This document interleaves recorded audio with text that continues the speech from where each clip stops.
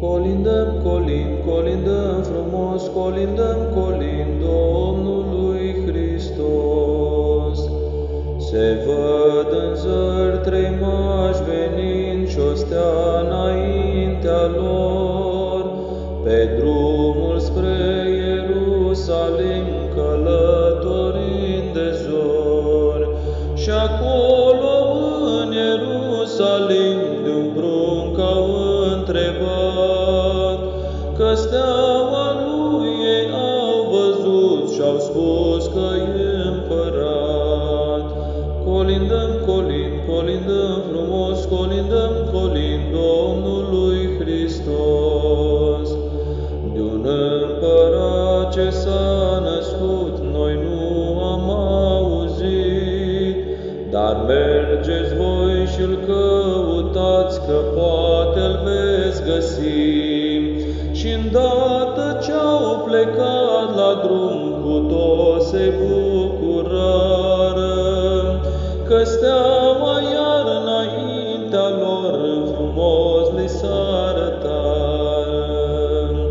Colindăm, colindăm frumos, colindăm, Domnului Hristos. Și-au mers până la Betleem și acolo a stătut, că steaua acolo i-a oprit din drumul lor cel lung. La ușa unui grajd ajunși, înăuntru ei intrară, iar pruncul ce îl căuta în iesle îl aflară. Colindăm, colindăm frumos, colindăm, Domnului Hristos.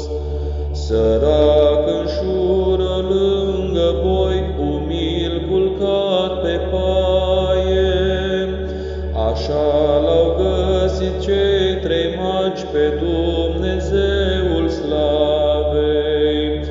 Dar ei pe el l-au cunoscut, că este împăratul, cel bun, cel mare și cel sfânt, ce lumea a creat-o. Colindăm, colindăm frumos, colindăm, Domnului Hristos.